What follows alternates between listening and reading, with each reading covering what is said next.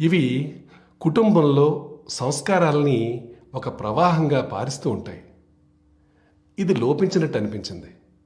అనేక కుటుంబాల్లో ఇవి దాదాపుగా అంతరించాయి అనిపించింది. ఈ కారణంగానే ఈ కష్టకాలంలో కలిసిమెలిసి కాలం గడపటం అనేక కుటుంబాలకి చాలా ఇబ్బందిగా పరిణమించింది. వీటిల్లో ఒక గొప్ప విషయం ఏమిటంటే, ప్రతి కుటుంబంలోనూ ఎవరో ఒక పెద్ద మనిషి కుటుంబ సభ్యులకు కథలు గాథలు చెప్పేవారు. ఇంట్లో అందరిలోనూ కొత్త స్ఫూర్తిని, కొత్త శక్తిని ప్రసారం చేసేవారు. మన పూర్వీకులు ఏ పద్ధతులైతే ఏర్పాటు చేశారో వాటి ప్రాముఖ్యత ఏమిటో అందరూ కూడా గుర్తుంచే ఉంటారు. ఆ పద్ధతులు ఈ రోజుల్లో కూడా ఎంత ముఖ్యమైనవో ఈ కష్టకాలంలో మరింతగా మీరందరూ కూడా గుర్తించే ఉంటారు. అవి లేనప్పుడు వాటి విలువ మరింతగా తెలిసొస్తుంది. ఇటువంటి ఒక పద్ధతే నేను చెప్పినట్టుగా కథలు గాథలు చెప్పే ఆచారం. సహచరులారా, మానవ నాగరికత ఎంత పురాతనమైందో ఈ కథలు గాథల చరిత్ర కూడా అంతే పురాతనమైంది. Where there is a soul there is a story అంటే, ఎక్కడ ఆత్మ ఉందో అక్కడ ఒక కథ కూడా ఉంది. కథలు ప్రజల్లోని రచనాత్మకతను వెలుగులోకి తెస్తూ వారి అనుభూతుల్ని వ్యక్తం చేస్తాయి. కథ ఎంత శక్తివంతమైందో తెలుసుకోవాలి అంటే, ఎప్పుడైనా తల్లి తన చిన్నపిల్లాడిని నిద్రపుచ్చడం కోసమో లేదా అన్నం తినిపించడం కోసమో కథ చెప్పుతున్నప్పుడు చూడండి. నేను నా జీవితంలో సుదీర్ఘకాలం పాటు ఒక పరివ్రాజకుడిగా గడిపాను. తిరుగుతూ ఉండటమే నా జీవితం. ప్రతిరోజు ఒక కొత్త ఊరు, కొత్త మనుషులు, కొత్త కుటుంబాలు. అయితే నేను ఆ కుటుంబాలను కలిసినప్పుడు తప్పనిసరిగా పిల్లలతో మాట్లాడేవాడిని. అప్పుడప్పుడు నాకు ఒక కథ చెప్పమని ఆ పిల్లల్ని అడిగేవాడిని. అయితే ఆ పిల్లలు ఏమనేవారంటే, అంకుల్ కథ కాదు జోక్స్ వినిపిస్తామని చెప్పినప్పుడు నాకు ఆశ్చర్యం కలిగేది. అంతేకాదు, పిల్లలు కూడా నన్ను జోక్స్ చెప్పమనే అడిగేవారు. అంటే ఆ పిల్లలకి కథలతో అసలు పరిచయమే లేదని అర్థమైంది. చాలా వరకు ఆ పిల్లల జీవితం జోక్స్తోనే నిండిపోయింది. సహచరులారా, భారతదేశంలో కథలు చెప్పటం, గాథలు వినిపించటం ఇది ఎంతో గొప్ప సంప్రదాయంగా సాగుతూ వచ్చింది. పశువులు, పక్షులు, అప్సరసల పాత్రలతో ఎంతో సులభంగా అర్థమయ్యేలా తెలివితేటల్ని, బుద్ధిని పెంచి విజ్ఞానాన్ని అందజేసే విధంగా ఎంతో గొప్పగా ఊహించి రాసిన హితోపదేశం, పంచతంత్రం, కథల సాంప్రదాయానికి పురిటిగడ్డ అయిన భారతదేశ వాసులమని చెప్పుకోవటం మనకు నిజంగా గర్వకారణం. మన దగ్గర ఈ కథా సాంప్రదాయం ఉంది. ధార్మిక గాథలను చెప్పే ప్రాచీన పద్ధతి ఇది. హరికథా కాలక్షేపం కూడా దీనిలోని భాగమే. ఇంకా మన దగ్గర అనేక రకాల జానపద గాథలు ప్రచారంలో ఉన్నాయి. తమిళనాడు, కేరళలో కథ చెప్పే పద్ధతి చాలా ఆసక్తికరంగా ఉంటుంది. దీనినే విల్లుపాట్ అంటారు. ఈ పద్ధతిలో కథతో పాటు సంగీతాన్ని కూడా ఎంతో ఆకర్షణీయంగా మేళవించి వినిపిస్తారు. భారతదేశంలో ప్రాణం ఉట్టిపడే తోలుబొమ్మలాట సాంప్రదాయం కూడా ఉంది. ఈ రోజుల్లో శాస్త్ర విజ్ఞానం, కాల్పనికత జోడించిన శాస్త్ర విజ్ఞానానికి సంబంధించిన కథలు చెప్పే పద్ధతి ఎంతో జనాదరణ పొందుతోంది. పిచ్చాపాటిగా కథలు చెప్పే కళని మరింతగా ముందుకు తీసుకుపోతున్న ప్రశంసనీయమైన ప్రయత్నాలు నాకు కనిపిస్తున్నాయి. gaathastory.in వంటి వెబ్సైట్ గురించి నాకు ఆ మధ్య తెలిసింది. దీనిని అమర్ వ్యాస్ ఇంకొంతమందితో కలిసి నడిపిస్తున్నారు. అహ్మదాబాద్ ఐఐఎంలో ఎంబీఏ చేసిన తర్వాత అమర్ వ్యాస్ విదేశాలకు వెళ్ళిపోయారు. మళ్ళీ తిరిగి వచ్చారు. ప్రస్తుతం బెంగళూరులో ఉంటున్నారు. కొంత సమయం వెచ్చించి కథలతో కూడిన ఈ ఆసక్తికరమైన కార్యక్రమాన్ని ప్రారంభించారు. ఇంకా ఎన్నో రకాలుగా ప్రయత్నాలు జరుగుతున్నాయి. గ్రామీణ భారతానికి సంబంధించిన ఎన్నో కథల్ని అద్భుతంగా ప్రచారంలోకి తీసుకొస్తున్నారు. వైశాలి, వ్యవహార్ దేశపాండే వంటి ఎంతోమంది మరాఠీలో ఇటువంటి కథల్ని ప్రజాదరణ పొందేలా చేస్తున్నారు. చెన్నైకి చెందిన శ్రీవిద్య వీరరాఘవన్ కూడా మన సంస్కృతితో ముడిపడిన కథల్ని ప్రసారం చేసే పనిలో నిమగ్నమయ్యారు. అదేవిధంగా Kathalaya, the Indian story telling network, ఈ 2 వెబ్సైట్లు కూడా ఈ రంగంలో ఎంతో పనిచేస్తున్నాయి. గీతా రామానుజన్ గారు కథాలయ.orgను కథలే కేంద్ర బిందువుగా నడిపిస్తున్నారు. అయితే the Indian story telling network ద్వారా వివిధ పట్టణాలు, నగరాలలో ఉన్న కథలు చెప్పేవారి నెట్వర్క్ తయారవుతోంది. బెంగళూరులో విక్రమ్ శ్రీధర్ గారికి మహాత్మా గాంధీతో ముడిపడిన కథలంటే ఎంతో ఉత్సాహం. ఇంకా ఎంతోమంది ఈ పని చేస్తూ ఉండొచ్చు. వారి గురించి మీరు సామాజిక మాధ్యమాల ద్వారా అందరితో పంచుకోండి. ఈరోజు బెంగళూరు స్టోరీ టెల్లింగ్ సొసైటీకి చెందిన సోదరిమణి అపర్ణ ఆత్రేయ, అలాగే తనతో పాటు ఇతర సభ్యులు మనతో కలుస్తున్నారు. రండి, వారితోటే మాట్లాడదాం. వారి అనుభవాలు కూడా తెలుసుకుందాం. హలో హలో గౌరవనీయ ప్రధానమంత్రి గారు, నమస్కారం. మీరు ఎలా ఉన్నారు సార్? నేను కులాసా. మీరు ఎలా ఉన్నారు అపర్ణ గారు? బాగున్నాను సార్. ముందుగా మాలాంటి కళాకారులను వేదికపైకి పిలిచి మాట్లాడుతున్నందుకు బెంగళూరు స్టోరీ టెల్లింగ్ సొసైటీ తరపున మీకు ధన్యవాదాలు చెప్పాలనుకుంటున్నాను. ఈరోజు బహుశా మీ బృంద సభ్యులందరూ మీతో కలిసి కూర్చునే ఉన్నారని నేను విన్నాను. అవును సార్, నిజమే. అయితే మంచిది. మీరు మీ సభ్యుల్ని పరిచయం చేయండి. మన్ కీ బాత్ శ్రోతలందరికీ కూడా వారు పరిచయం అవుతారు. మీరు ఇంత పెద్ద పనిని ఏ విధంగా చేస్తున్నారో కూడా తెలుస్తుంది. సార్, నా పేరు అపర్ణ ఆత్రేయ. 2 పిల్లల తల్లిని. నా భర్త భారతీయ వైమానిక దళ అధికారిగా పనిచేస్తున్నారు. నాకు కథలు చెప్పడం అంటే చాలా ఇష్టం. ఈ కథలు చెప్పే అలవాటు 15 ఏళ్ల క్రితం మొదలైంది. అప్పుడు నేను సాఫ్ట్వేర్ ఇండస్ట్రీలో పనిచేస్తున్నాను. CSR ప్రాజెక్ట్స్లో స్వచ్ఛంద కార్యకర్తగా పనిచేయడానికి వెళ్ళినప్పుడు వేలాది మంది పిల్లలకు కథల ద్వారా విద్యాబుద్ధులు నేర్పే అవకాశం లభించింది. నేను వారికి చెప్పిన కథ చిన్నప్పుడు నాకు మా బామ్మగారు చెప్పిందే. అయితే ఆ కథ వింటున్నప్పుడు ఆ పిల్లల్లో ఎంతో ఆనందం కనిపించింది. ఏం చెప్పాలి సార్, ఆ పిల్లల చిరునవ్వు, వారి సంతోషం చూస్తున్నప్పుడే కథలు చెప్పడాన్ని జీవిత లక్ష్యంగా నేను ఎంచుకున్నాను. మంచిది. మీ బృందంలో అక్కడ ఇంకా ఎవరున్నారు? నాతో పాటు శైలజ సంపత్ ఉంది సార్. నమస్కారం సార్. నమస్కారం. శైలజ సంపత్ను మాట్లాడుతున్నాను సార్. నేను మొదట్లో టీచర్గా పనిచేశాను. పిల్లలు పెద్దవాళ్ళు అయ్యాక నేను రంగస్థల రంగంలో పనిచేయడం మొదలుపెట్టాను. చివరిగా కథలు చెప్పడంలో నాకు ఎంతో సంతృప్తి కలిగింది. ధన్యవాదాలు. నాతో పాటు సౌమ్య కూడా ఉంది సార్. నమస్కారం సార్. నమస్తే. నా పేరు సౌమ్య శ్రీనివాసన్. నేను సైకాలజిస్ట్ని. పిల్లలతోటి పెద్దలతోటి పనిచేసేటప్పుడు కథల ద్వారా మనుషులలో నవరసాలు పండించే ప్రయత్నం చేస్తాను. వారితో ఈ విషయాలను చర్చిస్తాను కూడా. కథనాల ద్వారా చికిత్స చేయడమే నా లక్ష్యం సార్. నమస్తే సార్, నేను అపర్ణ. నమస్తే. నా పేరు అపర్ణ జయశంకర్. సార్, నా అదృష్టం ఏంటంటే నేను అమ్మమ్మ తాతయ్యలతో, బామ్మ తాతగారులతో దేశంలోని వివిధ ప్రాంతాల్లో పెరిగి పెద్దయ్యాను. అందుకే రామాయణం, పురాణాలు, భగవద్గీత, కథలు, గాథలుగా నాకు ప్రతి రాత్రి వారసత్వంగా అందుతూ వచ్చాయి. ఇప్పుడు బెంగళూరు స్టోరీ టెల్లింగ్ సొసైటీ వంటి సంస్థ ఉంది. ఇంకేముంది, కథలు చెప్పేదానిగా మారాను. నాతో పాటు లావణ్య ప్రసాద్ కూడా ఉంది. లావణ్య గారు నమస్తే. సార్ నమస్తే సార్. నేను ఎలక్ట్రిక్ ఇంజనీర్గా పనిచేసి ఇప్పుడు కథనకర్తగా మారాను. మా తాతగారి దగ్గర కథలు వింటూ నేను పెరిగాను. రూట్స్ పేరుతో ఒక స్పెషల్ ప్రాజెక్ట్ చేస్తున్నాను. సీనియర్ సిటిజన్స్తో కలిసి వారి జీవన గాథలను, వారి కుటుంబాల కథలను ఏర్చి కూర్చడంలో వారికి సహాయం చేస్తున్నాను.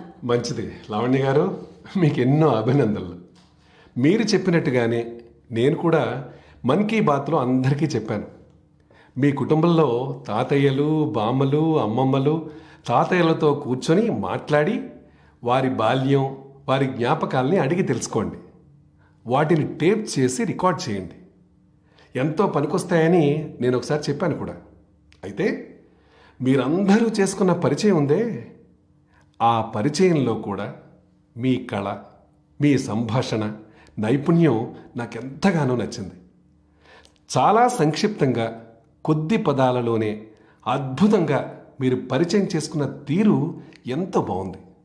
అందుకే మీ అందరికీ కూడా మరొకసారి అభినందనలు తెలియజేస్తున్నాను. ధన్యవాదాలు సార్, ధన్యవాదాలు. ఇప్పుడు మన్ కీ బాత్ శ్రోతలందరికీ కూడా కథలు వినాలనే కుతూహలం కలుగుతుంది. మరి 1-2 కథలు వినిపించమని మీకు విజ్ఞప్తి చేయవచ్చా? తప్పనిసరిగా కోరండి సార్, ఇది నిజంగా మా అదృష్టం సార్. రండి, ఓ కథ విందాం. ఒక రాజుగారి కథ. రాజుగారి పేరు కృష్ణదేవరాయలు. ఆయన రాజ్యం విజయనగరం. ఈ మన రాజుగారు ఎంతో గుణవంతుడు. అయితే రాజుగారిలో ఏదో ఒక లోపం చెప్పాలి అనుకుంటే అది ఒక్కటే ఒకటి. అది అమితమైన ప్రేమ. తెనాలి రాముడన్నా భోజనమన్నా ఆయనకు మక్కువ. ప్రతిరోజు రాజుగారు మధ్యాహ్నం భోజనం కోసం ఎంతో ఆశగా ఆసక్తిగా కూర్చుంటారు. కనీసం ఈరోజు మంచి వంటకం తినొచ్చు అనుకుంటూ. ఎందుకంటే ప్రతిరోజు వంటవాడు ఆయనకు రుచి పచి లేని వంటకాలే వడ్డిస్తూ ఉండేవాడు. సోరకాయ, దోసకాయ, బెండకాయ, బీరకాయ అన్నీ ఇవే. దీంతో ఒకరోజు కోపం వచ్చి రాజుగారు తింటూ తింటూ కంచాన్ని విసిరేశారు. వంటవాడిని పిలిచి, రేపు రుచికరమైన వంటకం వండకపోతే నిన్ను శిలవపై వేలాడదీస్తానని హెచ్చరించాడు. పాపం వంటవాడు ఎంతో భయపడిపోయాడు. ఇప్పుడు కొత్త కూరగాయల కోసం ఎక్కడికి వెళ్ళాలి అని ఆలోచిస్తూ వంటవాడు పరిగెత్తుతూ నేరుగా తెనాలి రాముడి దగ్గరికి వెళ్ళాడు. ఆయనకు జరిగిందంతా చెప్పాడు. అంతా విన్న తెనాలి రాముడు వంటవాడికి ఒక ఉపాయం చెప్పాడు. మరునాడు రాజుగారు మధ్యాహ్నం భోజనం కోసం వచ్చారు. వంటవాడిని పిలిచారు. ఈ రోజైనా రుచికరమైన వండావా లేక శిలువకు సిద్ధం చెయ్యనా అని అడిగాడు.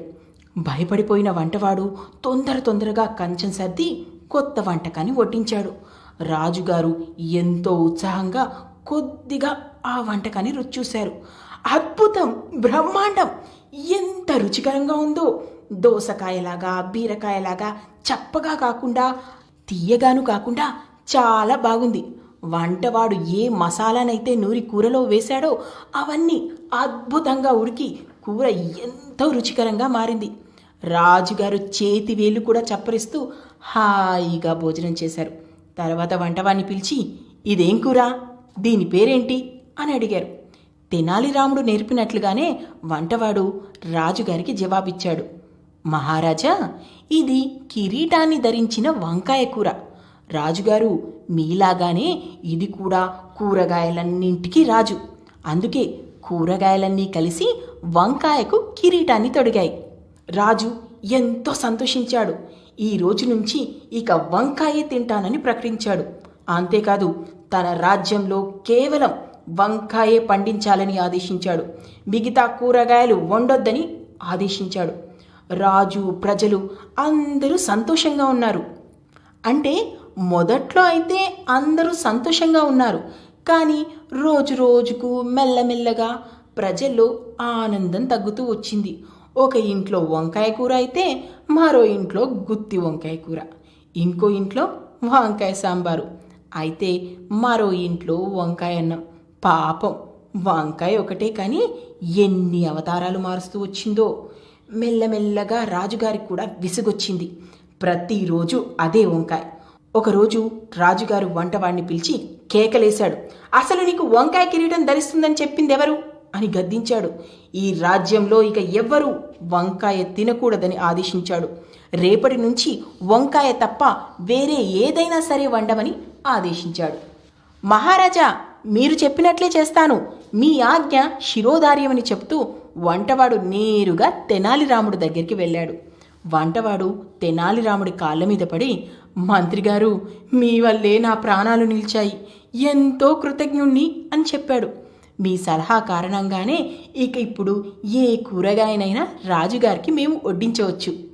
తెనాలి రాముడు నవ్వుతూ, రాజుగారిని ఆనందింపచెయ్యని మంత్రి ఒక మంత్ర అన్నాడు.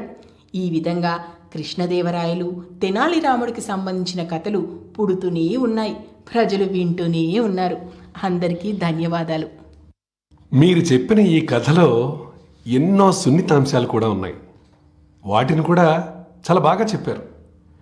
పిల్లలు పెద్దలు ఎవరు విన్నా కూడా ఈ విషయాల్ని ఎప్పటికీ జ్ఞాపకం ఉంచుకుంటారు. మీరు ఎంతో అద్భుతంగా ఈ కథ చెప్పారు. ఇంకో ముఖ్యమైన విషయం ఏమిటంటే, దేశంలో ప్రస్తుతం పోషకాహార మాసం సాగుతోంది. మీరు చెప్పిన కథ వీటన్నిటిలో ఒక భావాన్ని తీసుకొని కుటుంబ సభ్యులందరూ ఆ వారం ఆ అంశం మీద అందరూ కథలు సేకరించి కుటుంబ సభ్యులందరూ కలిసి ఒక్కొక్క కథ వినండి, ఒక్కొక్క కథ చెప్పండి. అప్పుడు మీరు చూస్తారు కుటుంబంలో, అదే మీ కుటుంబంలో ఎంత పెద్ద కథల ఖజానా తయారవుతుందో. కథల పరిశోధనకు సంబంధించి ఒక పెద్ద పని జరుగుతుంది. ప్రతి ఒక్కరికి కూడా ఎంతో సంతోషం కూడా లభిస్తుంది. యావత్ కుటుంబానికి కొత్త స్ఫూర్తి, కొత్త శక్తి లభిస్తాయి. ఈ విధంగానే మనం ఇంకో పని కూడా చేయొచ్చు. కథలు చెప్పేవారందరికీ ఒక విజ్ఞప్తి చేస్తున్నాను. అదేంటంటే, మన దేశానికి స్వాతంత్ర్యం వచ్చి 75 ఏళ్ళు అవుతోంది. పారతంత్ర కాలంలో జరిగిన ఎన్నో స్ఫూర్తిదాయకమైన సంఘటనల్ని మనం కథల ద్వారా ప్రచారం చేయొచ్చేమో ఆలోచించండి. ముఖ్యంగా 1857 నుంచి కథలు చెప్పే ఈ కథాకథన కళ దేశంలో మరింత శక్తివంతం కావాలి, మరింతగా ప్రచారం జరగాలి. అందుకే రండి, మనం అందరం ప్రయత్నం చేద్దాం. నా ప్రియతమ దేశవాసులారా, రండి, ఈ కథల ప్రపంచం నుంచి సప్త సముద్రాల ఆవలకు వెళదాం. ఈ గొంతు వినండి. నమస్కారం సోదర సోదరీమణులారా, నా పేరు సేదు దెంబెలే. పశ్చిమ ఆఫ్రికాలోని మాలి దేశస్థుణ్ణి. ఫిబ్రవరిలో భారత పర్యటన సందర్భంగా అతిపెద్ద ధార్మిక సమ్మేళనం కుంభమేళాలో పాల్గొనే అవకాశం లభించింది. ఇది నాకెంతో గర్వకారణం. కుంభమేళాలో పాల్గొనటం ఎంతో సంతోషాన్ని ఇచ్చింది నాకు. భారతదేశ సంస్కృతిని చూసి ఎంతో నేర్చుకోగలిగాను. భారతదేశం గురించి మరింతగా తెలుసుకోవడానికి, నేర్చుకోవడానికి వీలుగా మాకు మరోసారి భారతదేశాన్ని దర్శించే అవకాశం కల్పించాల్సిందిగా విజ్ఞప్తి చేస్తున్నాను. నమస్తే. బాగుంది కదా? ఆయన మాలీకి చెందిన సేదు దెంబెలే. మాలి భారతదేశానికి ఎంతో దూరంగా పశ్చిమ ఆఫ్రికాలో ఉన్న దేశం. సేదు దెంబెలే మాలీలోని కీటా నగరంలో ఉన్నటువంటి పబ్లిక్ స్కూల్లో ఉపాధ్యాయుడిగా పనిచేస్తున్నారు. ఆయన పిల్లలకి ఇంగ్లీష్, సంగీతం, పెయింటింగ్, డ్రాయింగ్ నేర్పుతారు. అంతేకాదు, ఆయనకు మరో గుర్తింపు కూడా ఉంది. ప్రజలు ఆయన్ని మాలీలో ఉండే హిందుస్థాన్ బాబు అని పిలుస్తారు. అట్లా పిలిపించుకోవడాన్ని ఆయన ఎంతో గర్వంగా భావిస్తారు. ప్రతి ఆదివారం మధ్యాహ్నం తర్వాత ఆయన మాలీలో 1 గంట సేపు రేడియో కార్యక్రమాన్ని సమర్పిస్తారు. ఈ కార్యక్రమం పేరు Indian frequency on Bollywood songs. ఈ కార్యక్రమాన్ని ఆయన గత 23 ఏళ్లుగా నిర్వహిస్తున్నారు. ఈ కార్యక్రమంలో ఆయన ఫ్రెంచ్తో పాటు మాలీ జానపద భాష బంబారాలో కూడా వ్యాఖ్యానం చేస్తుంటారు. ఈ వ్యాఖ్యానం ఎంతో నాటకీయంగా ఎంతో బాగుంటుంది. భారతదేశం అంటే ఆయనకి ప్రగాఢమైనటువంటి ప్రేమ. భారతదేశంతో ఆయనకున్న లోతైన అనుబంధానికి మరో కారణం కూడా ఉంది. ఆయన పుట్టిన తేదీ ఆగస్టు 15 కావటం. సేదు గారు ప్రతి ఆదివారం రాత్రి 9 గంటలకి 2 గంటల పాటు మరో కార్యక్రమాన్ని కూడా నిర్వహిస్తున్నారు. ఈ కార్యక్రమంలో బాలీవుడ్ సినిమా కథను ఫ్రెంచ్ భాషలోను, బొంబారా భాషలోను పూర్తిగా వినిపిస్తారు. భావావేశంతో కూడిన సన్నివేశాలు వచ్చినప్పుడు ఆయనే కాదు, శ్రోతలు కూడా ఆయనతో పాటు కళ్ళ వెంట నీరు కారుస్తారు. సేదు గారికి వారి తండ్రి గారే భారతీయ సంస్కృతిని పరిచయం చేశారు. ఆయన తండ్రి సినిమా రంగంలోనూ, రంగస్థలంలోనూ పనిచేసేవారు. అక్కడ భారతీయ సినిమాలకు కూడా ప్రదర్శించేవారు. ఈ సంవత్సరం ఆగస్టు 15న ఆయన హిందీలో భారత ప్రజలకి స్వాతంత్ర్య దినోత్సవ శుభాకాంక్షలు తెలియజేస్తూ వీడియోలు కూడా ప్రసారం చేశారు. ఆయన పిల్లలు భారత జాతీయ గీతాన్ని ఎంతో సులభంగా, సుస్వరంగా పాడతారు. ఈ 2 వీడియోల్ని మీరు తప్పనిసరిగా చూడండి. భారతదేశం పట్ల ఆయనకున్న ప్రేమను ఆస్వాదించండి. సేదు గారు కుంభమేళా యాత్రకు వచ్చినప్పుడు ఆయన ఇక్కడికి వచ్చిన ఒక బృందంలో సభ్యుడు. నేను ఆ బృందాన్ని కలుసుకున్నాను కూడా. భారతదేశం పట్ల ఆయనకున్న ప్రేమ, గౌరవం, అనుబంధం నిజంగా మనందరికీ కూడా గర్వకారణం. నా ప్రియతమ దేశవాసులారా, మన దగ్గర చెప్తూ ఉంటారు, నేల మీద పటిష్టంగా నిలబడగలిగిన వాడు పెద్ద పెద్ద తుఫాన్లను కూడా ఎదురుండి నిలబడగలుగుతాడు అని. కరోనా కష్టకాలంలో మన వ్యవసాయ రంగం, మన రైతులు దీనికి సజీవ సాక్ష్యాలు. ఈ గడ్డు కాలంలో కూడా మన దేశ వ్యవసాయ రంగం తన శక్తియుక్తుల్ని చూపింది. సహచరులారా, దేశంలోని వ్యవసాయ రంగం, మన రైతులు, మన పల్లెలు ఆత్మనిర్భర భారతదేశానికి పునాది. వీరు పటిష్టంగా ఉంటే ఆత్మనిర్భర భారతదేశపు పునాది పటిష్టమవుతుంది. గత కొద్ది కాలంగా ఈ రంగాలు తమ సంఖ్యలను తెంచుకున్నాయి. ఎన్నో భ్రమల్ని పటాపంచలు చేసే ప్రయత్నం చేశాయి. వ్యవసాయ పనులకు సంబంధించి వారు చేస్తున్న కొత్త కొత్త ప్రయోగాల గురించి రైతులు రాసిన ఉత్తరాలు నాకు అందాయి. రైతు సంఘాలతో కూడా మాట్లాడుతున్నప్పుడు వ్యవసాయంలో వస్తున్న మార్పుల్ని నాకు తెలియచేశారు. నేను స్వయంగా రైతుల నుంచి కూడా విన్నాను, ఇతరుల నుంచి విన్నాను. ఈరోజు మన్ కీ బాత్లో ఆ రైతులకు సంబంధించిన కొన్ని విషయాల్ని మీకు తెలియచేయాలనుకుంటున్నాను. హర్యానాలోని సోనేపట్ జిల్లాలో ఒక రైతు సోదరుడున్నాడు. ఆయన పేరు శ్రీ కమర్ చౌహాన్. తాను పండించిన పళ్లను, కూరగాయలను మార్కెట్ బయట అమ్మాలంటే ఎన్ని కష్టాలు ఎదురయ్యావో ఆయన చెప్పారు.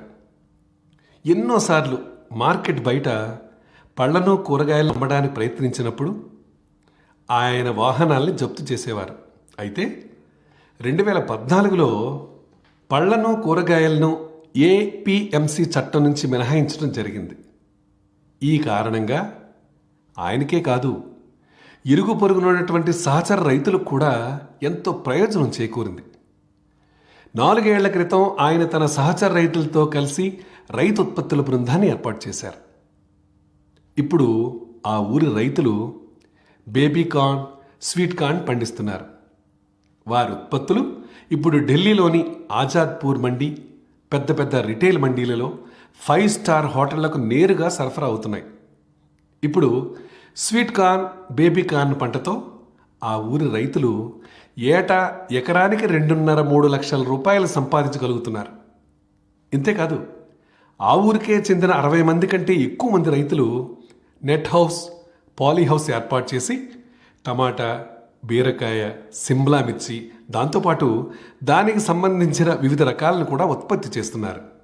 ప్రతి ఏటా ఎకరానికి 10-12 లక్షల రూపాయల వరకు ఆదాయం పొందుతున్నారు. మీకు తెలుసా, ఈ రైతుల దగ్గర ఉన్న ప్రత్యేకత ఏమిటి? వారు పండించిన పళ్లను, కూరగాయల్ని ఎక్కడైనా సరే, ఎవరికైనా సరే విక్రయించే శక్తి ఉంది. ఈ బలమే వారి అభివృద్ధికి ఆధారం.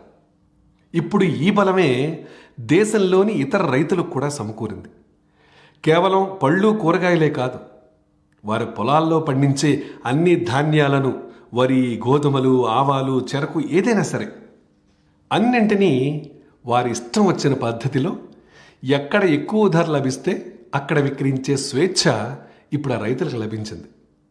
సహచరులారా, 3-4 ఏళ్ల క్రితమే మహారాష్ట్ర ప్రభుత్వం పళ్ళు, కూరగాయలకు ఏపీఎంసీ చట్టం నుంచి మినహాయింపించింది. ఈ మార్పుతో మహారాష్ట్రలో పళ్ళు, కూరగాయలు పండించే రైతుల స్థితిగతులు ఎంతగా మెరుగుపడ్డాయో దానికి ఉదాహరణ Shri Swami Samarth farmers producer company limited. ఇవి ఒక రైతుల బృందం. పూణే, ముంబైలలో రైతులే స్వయంగా వారం వారం మార్కెట్ నిర్వహిస్తున్నారు. ఈ మార్కెట్లలో సుమారు 70 గ్రామాలకు చెందిన 4,500 మంది రైతుల ఉత్పత్తులు నేరుగా విక్రయించడం జరుగుతోంది. దళారులు లేనేలేరు. గ్రామీణ యువకులు నేరుగా మార్కెట్లో వ్యవసాయం, విక్రయం పనుల్లో పాల్గొంటున్నారు. ఈ కారణంగా రైతులకి నేరుగా ప్రయోజనం చేకూరుతుంది.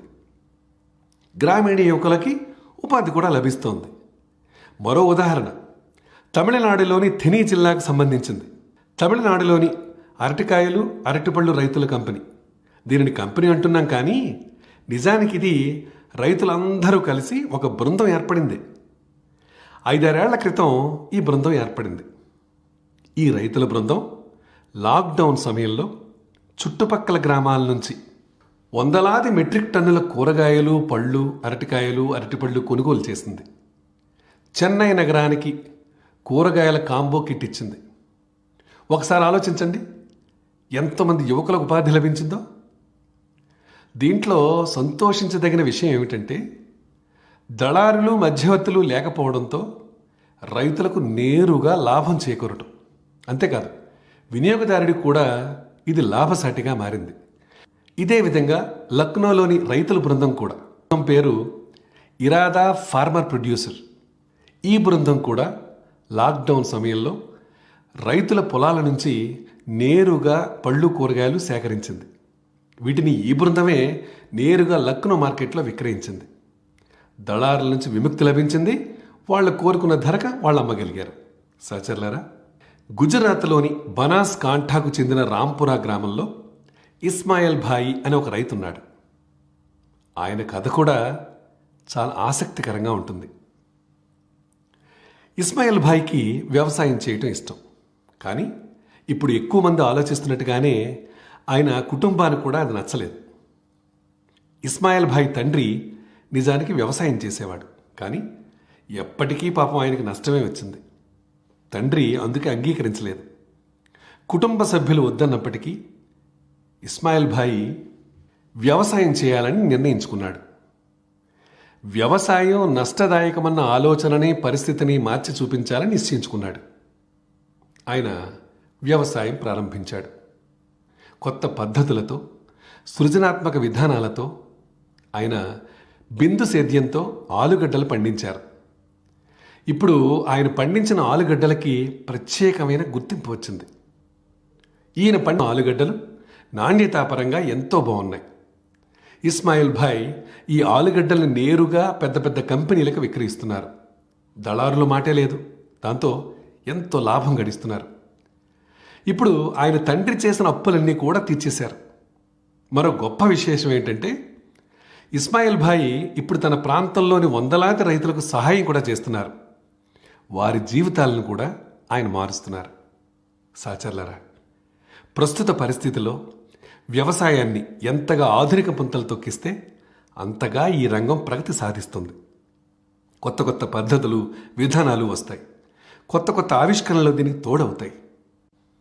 మణిపూర్కు చెందిన విజయశాంతి కొత్త ఆవిష్కరణతో ఎంతో ప్రచారంలోకి వచ్చారు. ఆమె తామర తూడుతో దారాన్ని తయారు చేసే స్టార్టప్ను ప్రారంభించారు. ఈ ఆవిష్కరణ కారణంగా కమలాలు, తామర పువ్వుల సాగు, దీనితో పాటు చేనేత, జౌళి పరిశ్రమల ప్రగతికి కొత్త మార్గమే ఏర్పడింది. నా ప్రియతమ దేశవాసులారా, మిమ్మల్ని ఒకసారి భూతకాలంలోకి తీసుకెళ్లాలనుకుంటున్నాను. ఇది 101 ఏళ్ల కిందటి మాట. అంటే అది 1919వ సంవత్సరం. బ్రిటిష్ పాలకులు జలియన్ వాలాబాగ్లో ఎంతోమంది అమాయకుల్ని ఊచకొత కోశారు. ఈ జనసంహారం తర్వాత 12 ఏళ్ల పిల్లవాడు ఆ సంఘటన జరిగిన ప్రదేశానికి వెళ్ళాడు. ఆ పిల్లాడు మొదటి నుంచి ఎంతో ఆనందంతో, ఉత్సాహంగా ఉండే పిల్లాడు. అయితే జలియన్ వాలాబాగ్లో జరిగింది చూశాక ఆ పిల్లాడు నిశ్చేష్టుడైపోయాడు. అసలు ఎవరైనా ఇంత క్రూరంగా, నిర్దయగా ఎలా ప్రవర్తిస్తారు? ఆ పిల్లాడిలో ఒక్కసారిగా కోపం కట్టలు తెంచుకుంది. బ్రిటిష్ పాలనకు వ్యతిరేకంగా పోరాడతానని అక్కడే జలియన్ వాలాబాగ్లోనే ప్రతిజ్ఞ చేశాడు. మీకు అర్థమైందా నేను ఎవరి గురించి మాట్లాడుతున్నాను? అవును, నేను అమర భగత్ సింగ్ గురించే చెప్తున్నాను. రేపు సెప్టెంబర్ 28 మనం భగత్ సింగ్ జయంతిని జరుపుకుంటాం. నేను దేశ ప్రజలందరితో పాటు ధైర్య సాహసాలకు ప్రతిరూపంగా నిలిచిన ఆ అమరవీరుడు భగత్ సింగ్కు వందనాలు అర్పిస్తున్నాను. మీరు ఊహించగలరా? ప్రపంచంలో రవి అస్తమించిన సామ్రాజ్యం అని పేరు పొందిన శక్తివంతమైన బ్రిటిష్ పాలకులు 23 యువకుణ్ణి చూసి భయంతో గడగడలాడిపోయారు. భగత్ సింగ్ ఎంతో పరాక్రమం కలవాడే కాదు, ఎంతో మేధావి కూడా. తమ ప్రాణాలను లెక్క చేయకుండా భగత్ సింగ్, అతని సహచర విప్లవకారులు దేశ స్వాతంత్ర్య పోరాటంలో ప్రముఖ పాత్ర వహించిన ఎన్నో సాహస కార్యాలు చేశారు. భగత్ సింగ్ జీవితంలో మరో అందమైన మలుపు ఏమిటంటే, ఆయన టీం వర్క్ ప్రాముఖ్యాన్ని ఎంతో బాగా అర్థం చేసుకున్నారు. లాలా లజపతి రాయ్ పట్ల ఆయన అంకిత భావం కావచ్చు, లేదా చంద్రశేఖర్ ఆజాద్, సుఖదేవ్, రాజ్గురుతో పాటు ఇతర విప్లవకారులతో ఆయన అనుబంధం ఎంతో ప్రశంసనీయం. ఎప్పుడూ కూడా వ్యక్తిగత గౌరవానికి, స్వార్థానికి ఆయన తావివ్వలేదు. ఆయన బ్రతుకున్నంతకాలం ఒక లక్ష్యం కోసం బ్రతికారు. ఆ లక్ష్యం కోసమే ఆయన తన ప్రాణాలను బలిచ్చారు. భారతదేశానికి అన్యాయం చేస్తున్న ఆంగ్లేయుల పాలన నుంచి దేశాన్ని విముక్తం చేయటమే ఆ లక్ష్యం. నమో యాప్లో హైదరాబాద్కు చెందిన ఎస్ అజయ్ గారి ఒక రచనను నేను చదివాను. నేటి యువకులు భగత్ సింగ్ లాగా ఏ విధంగా తయారు కావచ్చో అజయ్ గారు చాలా చక్కగా రాశారు. చూడండి, మనం భగత్ సింగ్ లాగా తయారైనా కాకపోయినా భగత్ సింగ్ లాగా దేశభక్తిని, దేశం కోసం ఏదో ఒకటి చేసి తీరాలన్న సంకల్పం మన మనస్సులో ఉంటే చాలు. అదే అమరవీరుడు భగత్ సింగ్ తగిన శ్రద్ధాంజలి అవుతుంది. 4 ఏళ్ల క్రితం దాదాపు ఇదే సమయంలో, సర్జికల్ దాడుల సమయంలో యావత్ ప్రపంచం మన సైనికుల ధైర్య సాహసాల్ని, నిర్భయాన్ని ప్రత్యక్షంగా చూసింది. ఎంతో సాహసవంతులైన మన సైనికుల లక్ష్యం ఒకటే, ఎటువంటి పరిస్థితుల్లోనైనా సరే భారతమాత స్వాభిమానాన్ని, గౌరవాన్ని పరిరక్షించటమే. మన సైనికులు వారి ప్రాణాల్ని ఏమాత్రం లెక్క చేయలేదు. వారు తమ కర్తవ్య పథంలో ముందుకు సాగుతూనే వెళ్ళారు. మనమందరం చూశాం వాళ్ళు ఏ విధంగా దిగ్విజయంతో తిరిగొచ్చారో, ఏ విధంగా భారతమాత గౌరవాన్ని ఇనుమడింపజేశారో. నా ప్రియతమ దేశవాసులారా, రాబోయే రోజుల్లో భారత నిర్మాణంలో ఎంతో ముఖ్య పాత్ర వహించిన ఎంతోమంది మహాత్ముల్ని మనం గుర్తుకు తెచ్చుకుంటాం. అక్టోబర్ 2 మనందరికీ ఎంతో పవిత్రమైన రోజు, స్ఫూర్తివంతమైన రోజు. ఆ రోజున 2 భారతమాత ముద్దు బిడ్డలు మహాత్మా గాంధీ, లాల్ బహదూర్ శాస్త్రులను గుర్తుకు తెచ్చుకునే రోజు. మహాత్మా గాంధీ ఆలోచనలు, ఆదర్శాలు గతంలో కంటే ఇప్పుడు ఎంతో అత్యావశ్యకమైనవి. మహాత్మా గాంధీ ఆర్థిక ఆలోచనలు, సిద్ధాంతంలోని అసలు మూలాన్ని మనం పట్టుకోగలిగి ఉంటే, అర్థం కనుక చేసుకోగలిగి ఉంటే, ఆ మార్గంలో ముందుకు సాగి ఉంటే, ఇప్పుడు ఆత్మనిర్భర భారత ఉద్యమం అవసరమే ఉండేది కాదు. మహాత్మా గాంధీ ఆర్థిక ఆలోచనలో భారతదేశపు నరానికి సంబంధించిన అవగాహన ఉంది. భారతదేశపు పరిమళం ఉంది. అత్యంత నిరుపేదకు కూడా మంచి చేకూరేలా మన ప్రతి పని కొనసాగాలన్నదే మహాత్మా గాంధీ జీవితం మనకు గుర్తు చేస్తూ ఉంటుంది. అదేవిధంగా లాల్ బహదూర్ శాస్త్రి జీవితం వినయ విధేయతలతో నిరాడంబరంగా జీవించాలన్న సందేశాన్ని మనకిస్తుంది. అలాగే అక్టోబర్ 11వ తేదీ కూడా మనకెంతో ముఖ్యమైనది.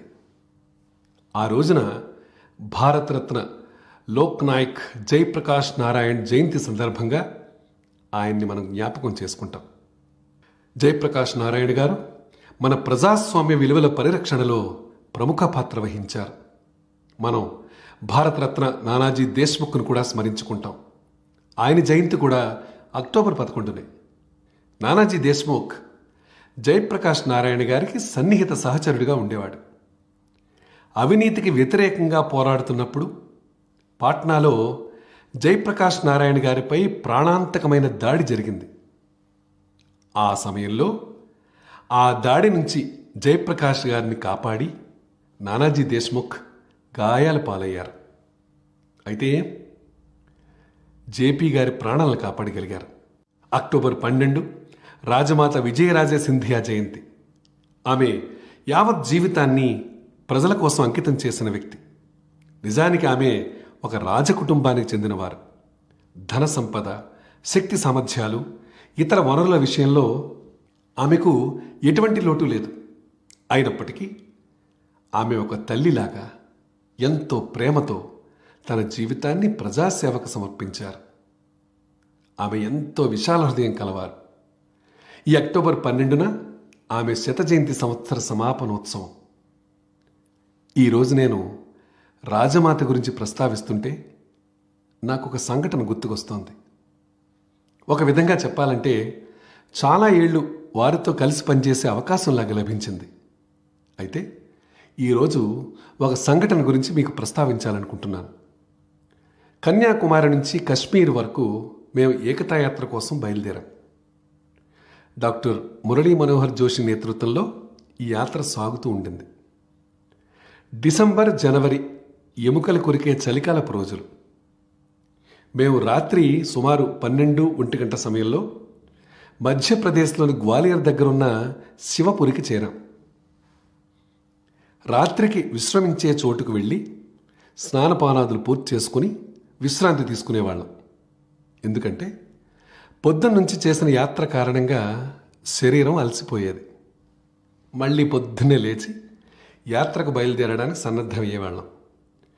బహుశా ఆ రోజు రాత్రి 2 గంటలు అవుతుందేమో. నేను స్నానం చేసి నిద్రకు ఉపక్రమించే ప్రయత్నంలో ఉన్నాను. ఎవరో దబదబ నేను తలుపు తీసేప్పటికీ ఎదురుగుండా రాజమాత నిలబడున్నారు. అంత ఎముకలు కొరికే చలిలో రాజమాత అట్లా నిలబడి ఉండటం చూసి గాబరాపడ్డాను. నేను ఆవిడకి నమస్కరించాను. ఏమిటి ఇంత అర్ధరాత్రి అని ప్రశ్నించాను. ఏం లేదు మోదీ గారు, మీరు ఈ పాలు తాగి నిద్రపోండి అన్నారు. రాజమాత స్వయంగా పసుపు కలిపిన పాలు తీసుకొచ్చి ఇచ్చారు.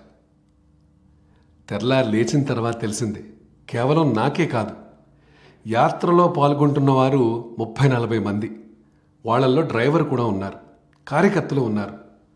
రాజమాతే స్వయంగా ప్రతి ఒక్కరి గదికి వెళ్ళి ఆ రోజు రాత్రి 2 గంటలకి పసుపు కలిపిన పాలిచ్చారు.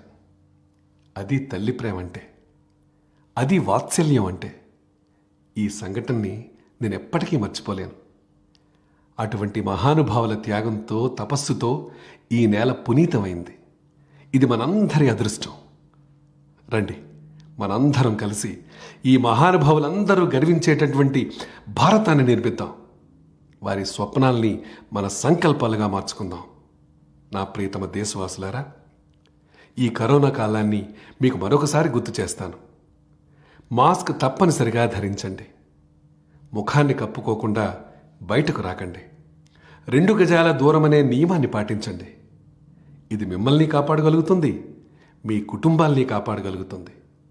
ఈ కొద్ది నియమాలు కరోనాకు వ్యతిరేకంగా సాగే పోరాటానికి ఆయుధాలు. ప్రతి పౌరుడి ప్రాణాలు కాపాడే పటిష్టమైన కవచాలు. ఈ ఒక్క విషయం మరువకండి. ఎప్పటి వరకు మందు లేదో అప్పటి వరకు పరాకు ఉండకూడదు. మీరు ఆరోగ్యంగా ఉండాలి, మీ కుటుంబం ఆరోగ్యంగా ఉండాలి. ఈ శుభాకాంక్షలతోటే మీకు ఎన్నెన్నో ధన్యవాదాలు. నమస్కారం.